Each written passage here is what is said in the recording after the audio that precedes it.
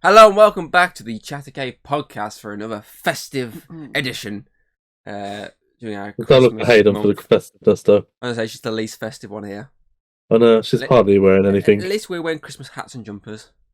And a scarf. It's fucking freezing. Unlike this one. Scrooge, this one is. No. She's one of those ones that wishes the family away at Christmas. Tried many times, doesn't work. Krampus keeps sending them back. Yeah. Thought so. Yeah. Is it Jack? Jack Angler. Yeah, thought so. Yeah, it's because you don't believe.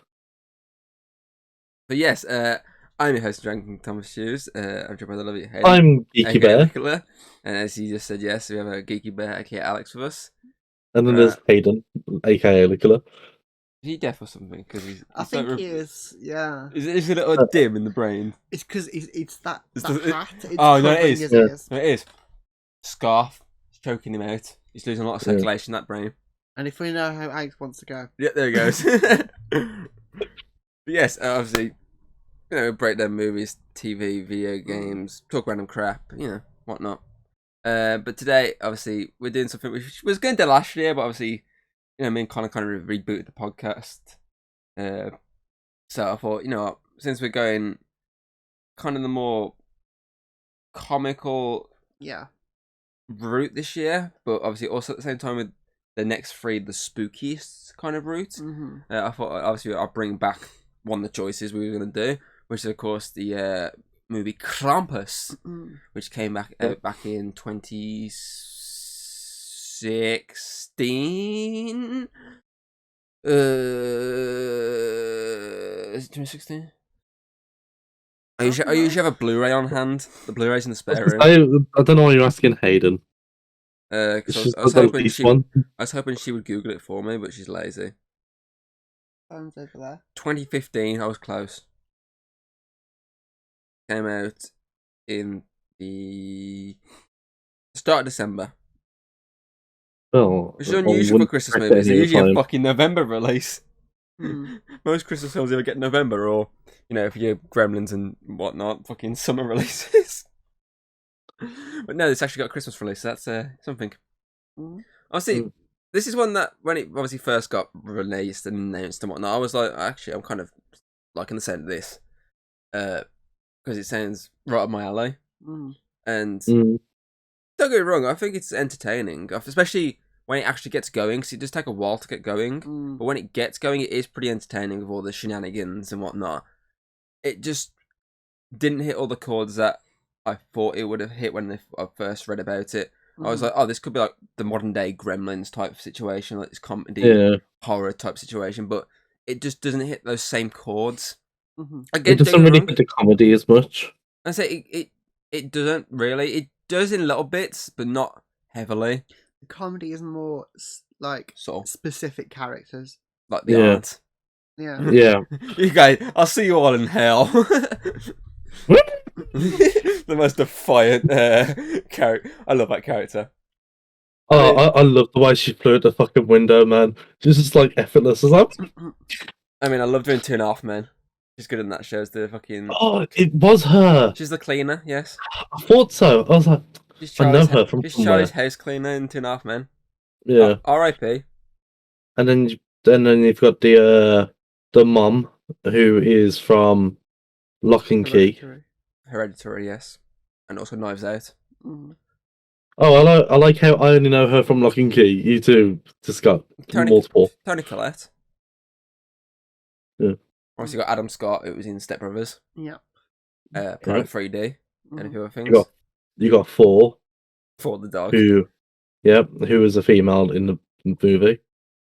Although it could be a female Four, you never know. And you got don't remember the actor's name, but obviously the guy who's in like Anchorman and Scared Guide to Zombie Apocalypse. Yeah. Always plays the same type of character, a moron. Yep. But in this case, he's not madly in love with Dolly Parton. Although he might be, you never know. Well, it's true. He might be. He just doesn't show it as much. Then again, he didn't show it as much in that film until he opened his basement and there. Working 9 till 5. It would have been lovely if there's like a little cameo of that then, where like the mother going, "He's still into Dolly." But But shh, I'm not allowed to say her name. It's still an interesting concept of a movie. It's an interesting take on a Christmas film. Yes, I know there's another horror Christmas film coming out this year. It's more of an action. It's more of an action. Oh, it's action. Oh, okay. Or you're on about the Grinch one? The Grinch one? What? Have you not seen the Grinch one? No. There's a movie coming out called The Meme One. Yeah. It's like obviously a lower budgeted one. Yeah. And it's basically a take on the Grinch, but if the Grinch was a serial killer. Yep. It's very similar to like the Winnie the Pooh one. Yeah. Is that actually a real one? The Winnie the Pooh one? It's going to cinemas in February. Mm-hmm. Don't forget I thought it was just a fucking joke. No, it's real. It's real. As is the Bambi. Peter Pan. Yeah. Oh my god, I am not watching them movies, man. I'll be fucking cacking myself. Make him watch it. Make him watch it. Wise old words. We're tying down that scarf. The wise old words. Make him watch it. Maybe Halloween, because we normally watch stuff I like on Halloween. But yeah, obviously it's a different take. It's one that actually doesn't have a happy ending, which is interesting. No, it's like an interestingly kind of open ending, wasn't it? Because you think it's a happy ending, and then it's like, oh no, they're technically all trapped in a snow globe now. They're all trapped. Oh. Yeah, they're trapped. They're fucked. You captured them all. Oh, okay. That's what it means. Did you like fall asleep at the end then? No, he was watching. No. He was just thought it was like a looking glass. I thought it was like either like it's just all a dream, and then that Krampus has got like a way of seeing them in the snow globe, and the fact that the entire family remember after seeing the bell. Means more of they're all That's trapped. interesting. Yeah, it's more they're all trapped together now. Yeah, it's like a hell loop. Yeah, sort of thing. Basically, they're all trapped on Christmas Day now. The dreaded one. But yeah, it's obviously it's interesting as well because obviously it deals with a lot of kind of reality in the sense of family squabbling at Christmas. Hating to be together, but at the same time, when it comes to it, they'll band together because they're still family. Oh no, dude! But it's interesting because more of the practical route. Obviously, the digital sides with the gingerbread men, obviously. Yeah. But with the obviously the elves, Krampus himself, obviously the little toys. It's all practically done, which is nice because they could have just done that all digitally, but it's nice that they went the route. So it does add that bit to it. It's like, okay, they actually took the time to do something here. I mean, there is technically a director's cut, called the Naughty Cut. You can only get it in America, I believe. It just basically adds some extra swear words that are cut out, a bit of blood, I think. It literally doesn't do anything. I don't want any blood really in this film. It literally doesn't really do anything for the plot, like anything for the film. Sorry, it just re-adds like stuff that there was like, oh, we'll cut that out so we can get like a decent rating. That's all it does. So it basically wasn't even worth like the hype behind it. Like I think there's like a couple of deleted scenes that are thrown back in, but it's like again, it's not a Snyder situation of it just changes the film drastically. It doesn't. I still need to watch that cut. But obviously, it's interesting because obviously the guy who's behind this is obviously Michael Dougherty, who's no stranger to the seasonal spooky movie, because he's the man behind Trick or Treat, the anthology horror about Sam, the bag-headed pumpkin creature. Obviously, he's the guy behind that. He's also the guy. He's not obviously no stranger to bigger budgeted movies because he's the same guy who did King of the Monsters, the Godzilla sequel. He's done a few other things here and there as well. I know there's a comic book tie-in thing as well to this. That's in an anthology take, so it's multiple stories that build up to one story. I haven't read it. I've read a lot of reviews, mixed reviews on it, but eventually I might read it. Apparently, just like this, Krampus is basically barely in it. Because for a film that's called Krampus, he's barely in this movie. Yep. It makes sense. It does make sense, because I mean, it is a big practical effect. the henchmen are the ones that sort of cause the most chaos. He's just the one that orders them around. Yeah. Oh, them like that angel and the Jack in the Box, man. Oh my god. Creepy as fuck. That's the point. They're meant to be creepy. They're meant to be. Oh, I know. They're meant to be stuff that you might actually have around the house for Christmas or in general. But obviously, it's taken to the extreme monster side of it. Obviously, making like the Jack in the Box have like a massive fucking mouth that opens up. Obviously, the angel will be like this vicious little bitch. A teddy bear with fucking fangs. That when you get shot goes bing, a little squeaky sound. But I'd say it is something different to look at Christmas. Like, it's not your run-of-the-mill type of Christmas film, and that kind of does add a bit to it. Because it's not this, soppy-ass love story like most Christmas films tend to be nowadays. Or this, generic family-type movie. It's like one of these sort of callbacks to the types of movies like Gremlins, which is like this sort of over-the-top, not family-friendly kind of Christmas movie. So not family-friendly, but also it is kind of family-friendly as well. I mean, I don't think you'd put this on in front of your kids. It would definitely traumatize them. Yes. And that's what Hayden wants to do when she gets her kid. No. Yes. No, I'll teach them to traumatize you. Alex is there. He's there going, oh god, no. Like the little army of elves is chasing after him. Leave me alone! Hayden's like, Uncle Alex, babysitting time. No, she just goes, kill him! Stick him. Stick him, boys. He's there fucking running through the fucking really deep snow of them chasing after him. With little bells dingling. Like, no! I mean, I'm interested to see what that was under the snow, though.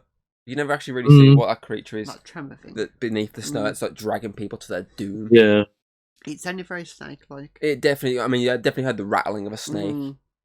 I mean, I do like the fact they lean heavily into the German side of it. Yes, that's good. Yes. Obviously, the grandma obviously speaks most of the film in German. Yes. The toys themselves look very like classic German. Old school. I mean, there's that whole little fucking, which is pretty cool. When I kind of look. That sequence with the whole shadow puppets and the doll, when it's obviously her explaining the backstory. So they could have easily just done like a backstory in terms of an actual live action cutaway to a kid, just whatnot. But they didn't. They went for more like animated type stylizing of it. With obviously, as I said, the shadow puppets in the backgrounds and whatnot. I think it added a bit more to the movie. It definitely did. Yeah. It definitely felt gritty. It kind of took you out of it, didn't it? And then like threw you back in. So they could easily have just done like a normal generic flashback, or just had to explain it. But I like the fact they did that. Obviously, the little girl. A sort of claymation style. Yeah, claymation, shadow puppets. Like, it's a mixture of sort of different things. Yeah. Obviously, explain how she basically met Krampus. Like, she knows the beast for the fact that she's got the bell. And she did the same wish that the kid did in this.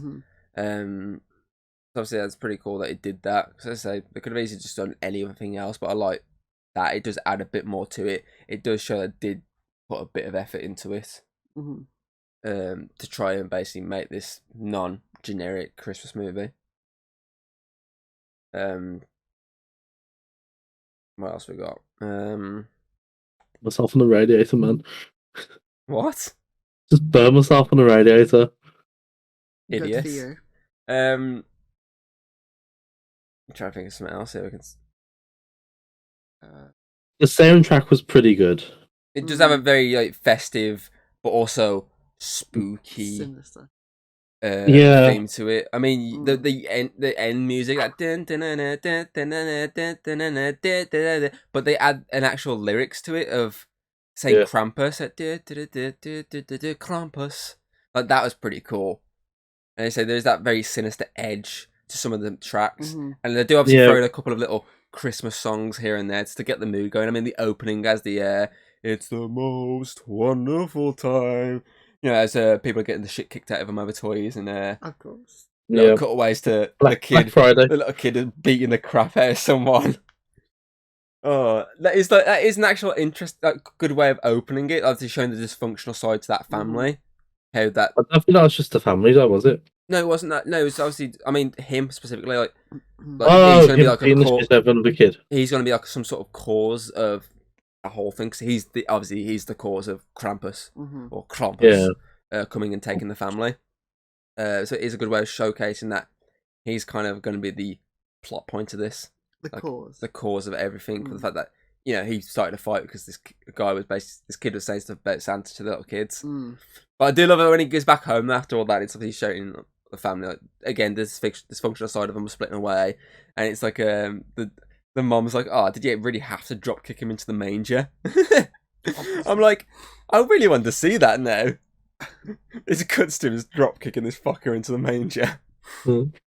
That was quite funny, and obviously, then they start introducing the rest of the family. Again, just showing how this then adds more to that dysfunctionalness. Definitely. Because there's a lot of feuding between these two families. You've got the rich family, which is the main cast, and then you've got obviously the rest of the family that's coming in, which are a bit more, I wouldn't say poor, but commoner, and a bit more American with the whole, bang, bang. Bit rednecky, basically, yeah. I was going to say a bit more like American kind of, I don't want to say it because it's a bit bad, like American kind of trash. Yes, definitely. That adds to, you're just basically just alienating our American, if there's any Americans watching this, just alienating them all instantly. But yes, obviously it adds, obviously the more friction there. Then on top of that, you had the aunt into it, the wild card that no one knew was coming. That just like fully adds to the tension. Obviously then they have the meal, and then that just like blows everything up and sets this film finally going by him basically ripping up his Christmas wish and basically wishing everything was basically gone.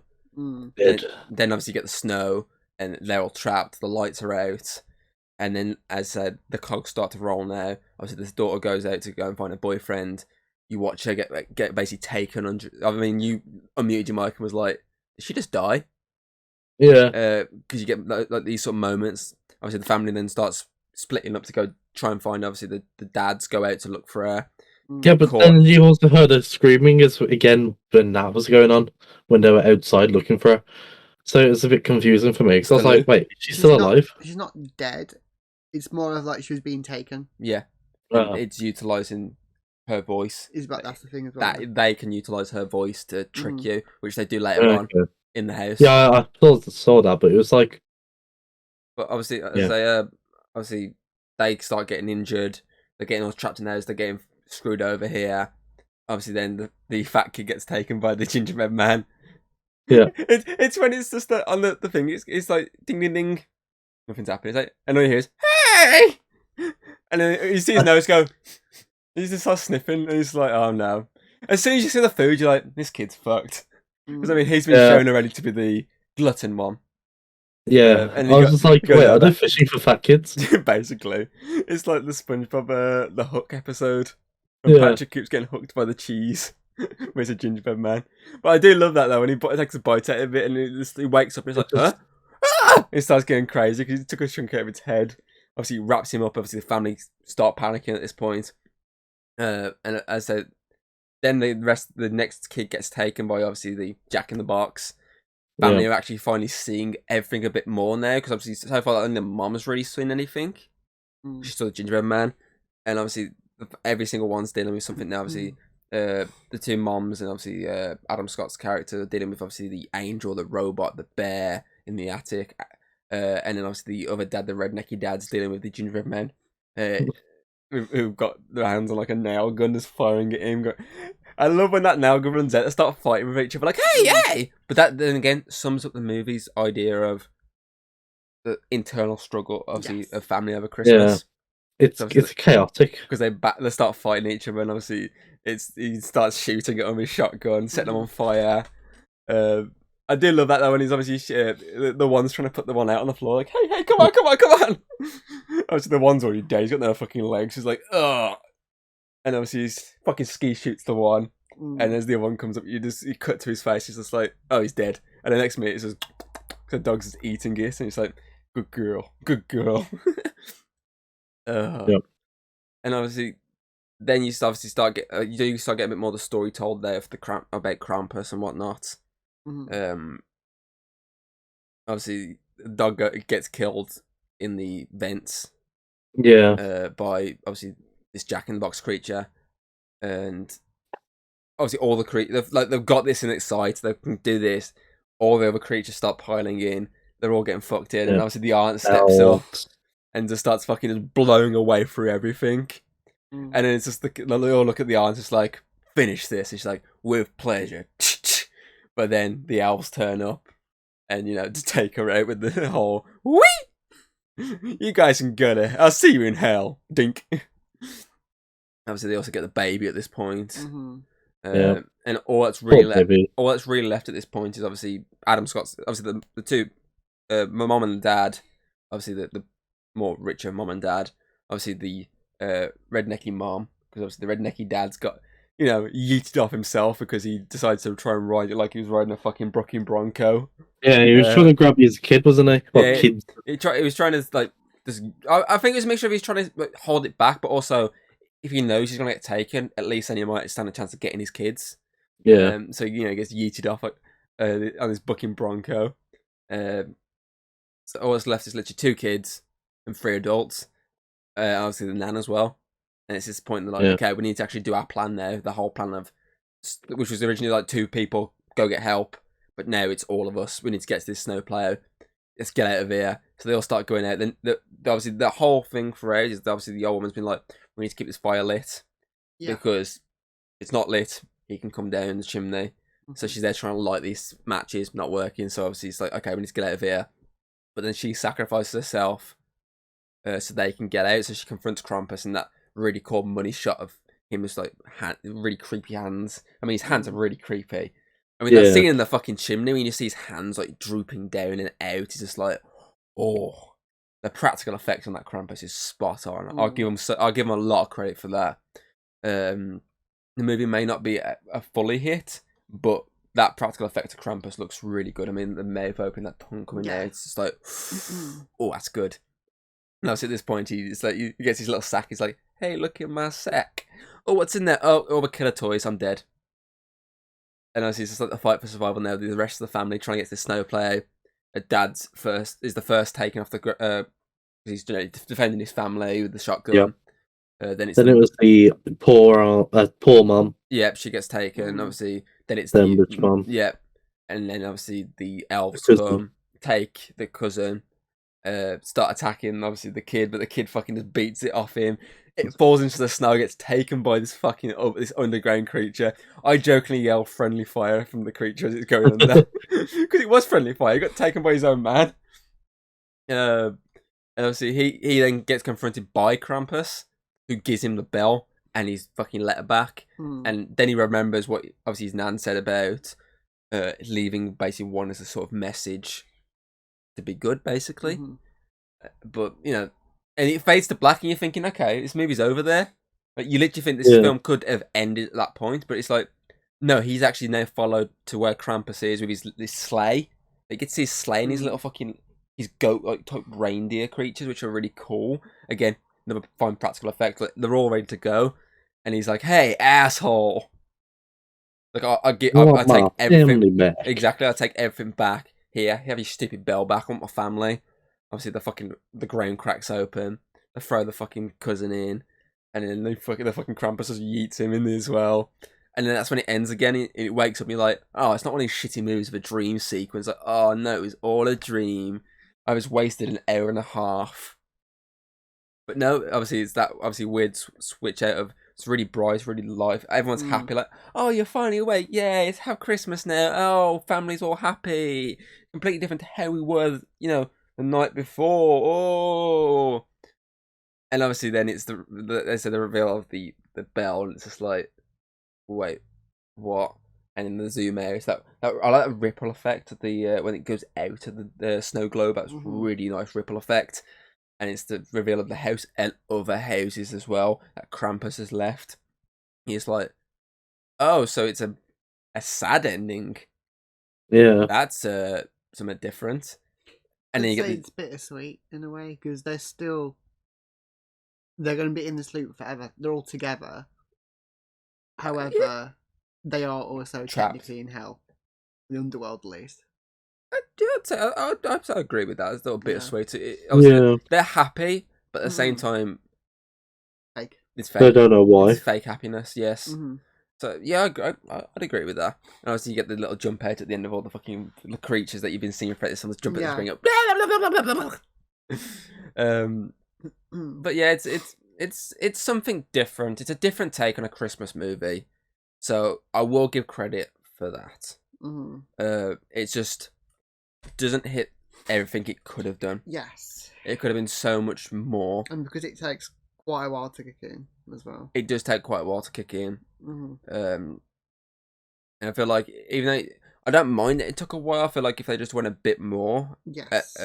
Like if they had an extra 20 minutes or something at the end of dragging it out a bit more, having a bit more scares here and there, a bit more monsters, a bit more Krampus, then it might have been a bit different. Obviously, I think as well for the fact that there's barely any blood in it. It's weird for a horror movie not to go for that. As I say, there's the naughty cut which adds a bit of stuff in. But other than that, it's watchable. I'd say that. I think that's the best way you can put it. It's not phenomenal, but it's not dog shit. It's above average. Yeah, it's the best way to say it. Yeah, it's something that, as I say, some of these other films we've covered before, and we've been like, yeah, it's entertaining. It's just not great. It's a bit generic. Yeah, you can let some of them slide because it's something that you don't have a massive hype for when you're going into it. Whereas when this came out, I was actually quite hyped for it. I was like, I actually wanted to go watch this when it first came out in cinema, but I just never did. So that shows how much I was like, I'm really into this concept. I need to see this. Krampus is obviously something that's not really been done. Obviously, it has now with a lot of low budget ones. There's a lot of low budget ones out there now of Krampus. Grimm did an episode which we covered. Obviously, the Minstrel Krampus episode, American Dad. Obviously, it's something that's done a lot now, but at the time it wasn't pushed heavily in media. So it, especially in the big. Like back then, the only time I've ever heard Krampus was on Phineas and Verb.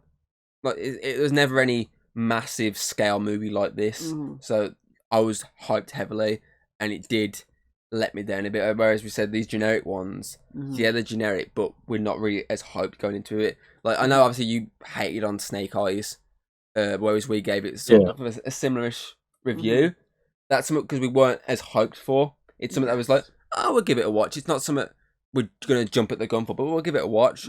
So that's why we sort of were like, okay, it's pretty entertaining in that value. Whereas this, I say for me, it's something I really want to see. Yeah, but it just didn't hit the same chords as other spooky Christmas movies like Gremlins, other Christmas ones like Black Christmas. That's a spooky Christmas film. Say Elf. Elf. She hates Elf. I thought I was hearing stuff, that's all. No, you weren't. But yeah, I can't really think of much else. Anything else you can think of you can add? I mean, I like the whole idea of just the whole family is a bunch of arseholes, and you get that at the start with all the other families buying stuff. They're all fighting each other. That's a good foreshadowing of the conflict in the family. Yes. Yeah. So that's sort of it's the whole idea of Christmas is not what it used to be anymore. Everyone's all just fighting the whole time. He's set up there. It's a quite good message, isn't it, really, for Christmas time? Are you wanking? No, I'm trying not to fall asleep. No. No, I'm almost there. Keep talking about Christmas. No, I'm trying not to fall asleep. Krampus! That little woman's killing me there. No, I'm trying not to fall asleep, so I'm shaking my leg. Anything else you can think of, Alex? Or I thought the different disappearances were quite good. The one thing I do wish is that they fleshed out the teenage girl a bit longer and gave her a bit more screen time character. Yeah, because her disappearing wasn't. And say she come into it at the start with the family. When it comes to the day, she pretty much went straight out of it and got caught. Yeah. She's the first one to go. There's nothing really to that character but this Yeah. teenage character. That's it. So you've got no emotional attachment or anything to her. I can agree with that. I mean, you don't really have a lot of emotional attachment to any of the characters, but no, that's the kind of idea. Yeah, they're kind of built like arseholes, so you just don't. You kind of are rooting for them because you're like, oh, there's kids here. We need to. There's a baby. You want to see them get out of this, but at the same time, you're like, well, they've kind of been arseholes, haven't they? That's the one thing as well. I don't like how they actually had the baby get taken. Yeah, they don't hold back. They don't hold back.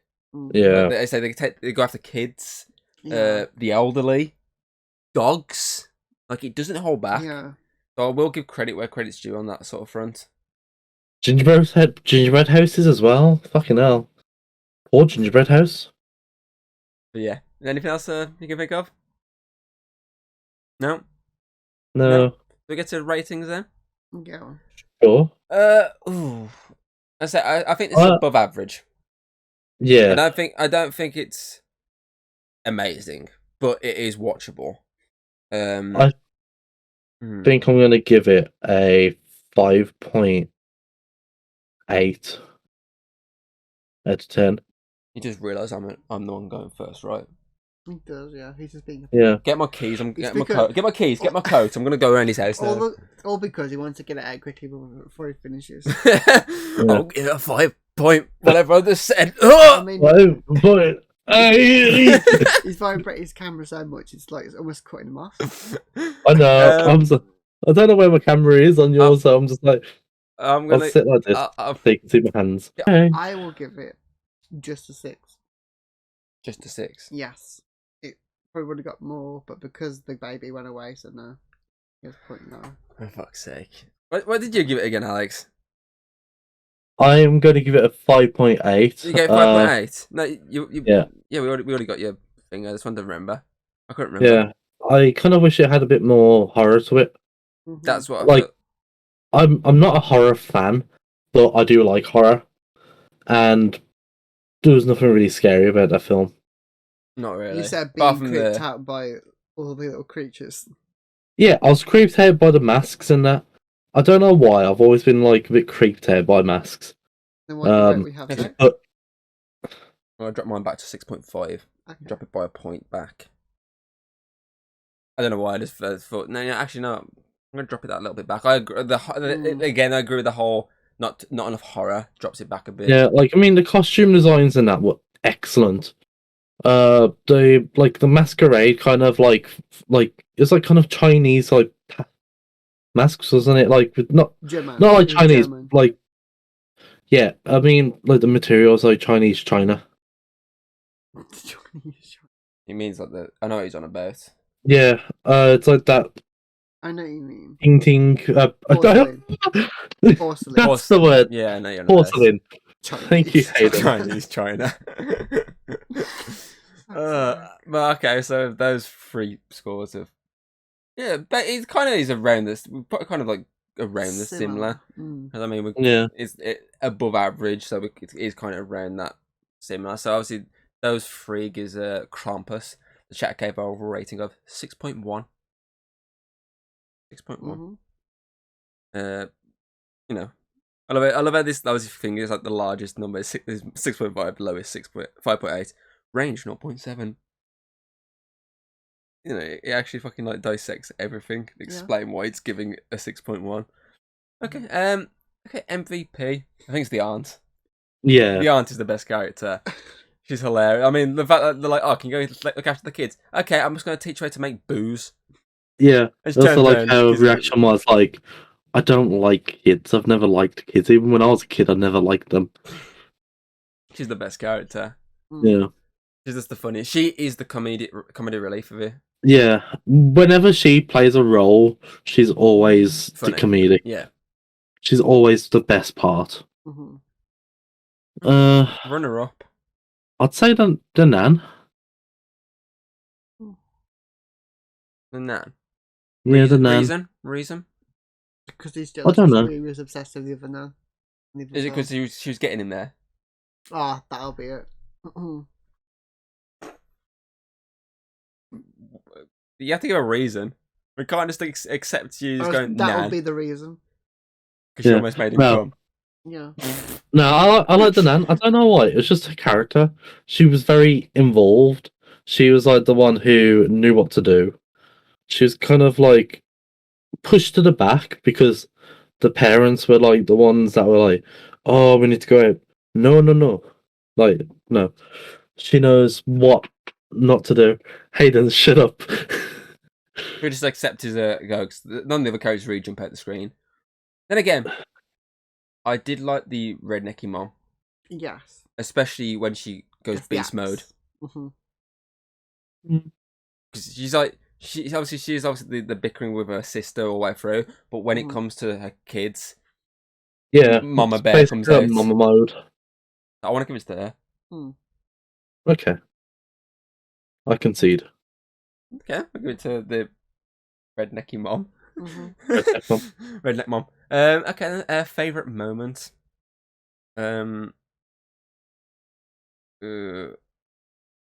I did obviously like this shot of Krampus like looking at the old woman, but I want to give it to that scene I was on about just with the mom. Yeah. When she basically just gets the axe, fucking just wipes out the angel, fucking smashes the robot.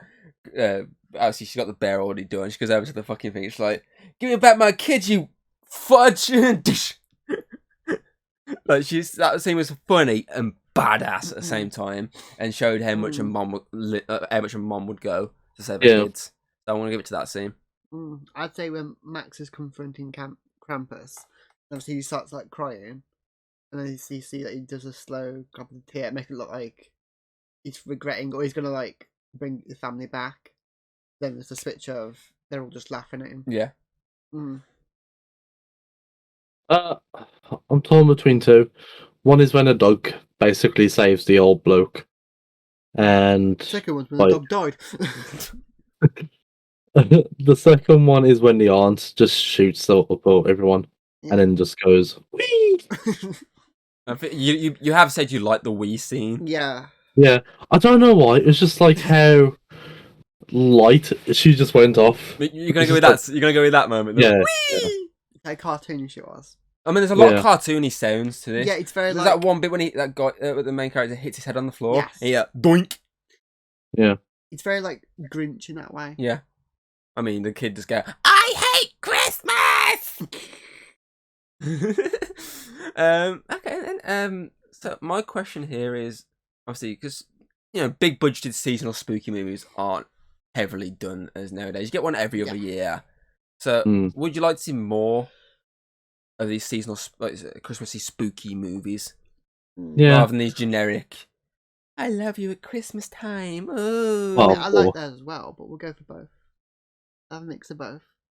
I kind of want to see more kind of variety of Christmas, not just Christmas, but like more horror themed stuff, like horror Easter, Oh no, the Easter Bunny's coming to get his eggs back. With vengeance. Yeah. Easter Bunny's gone Danny Darker.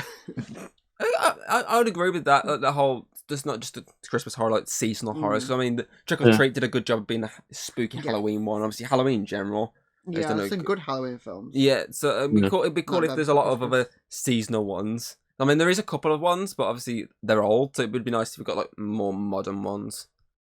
So yeah, I can agree with that. Right then, I think that is it. We obviously you can check out the podcasts, Spotify, iTunes, yada yada yada. You can check Mr. Geeky Bear out on obviously Twitch. You can his YouTube channel as well, but more Twitch. What else was I going to say? I was going to say something else. Then. Obviously, we're going to sort of keep this theme of like someone wishing away Christmas and whatnot, because we're going to look at like another, a bit of a lower budgeted one next week. If all goes to plan, we're going to look at a film called Santa Jaws. It took me a while to find this film, and I've seen clips of it, and it looks bad but hilarious at the same time. Like, it's probably not going to be anywhere near this in terms of quality, but it might be something just to check out at least once. Because, I mean, a shark with a Santa hat on its fucking fin is, like, sounds hilariously bad. Don't worry, Alex, you get to sit out. Thank God. We're doing this ourselves. We'll make him do it. No. We're making him do it. We've done No. Jaws If already. I've got to It's sit time through for it, Santa Jaws. If I've got to sit through it, He's got another festive movie to sit through with me. What about you? Have I? We've still got Dragon and Bear stuff to do. Oh, okay. True. But yeah, I think that pretty much covers everything. Obviously, thanks for joining us, Alex, for these back-to-back weeks. I know. You're gonna stick with me now. You're gonna kill me.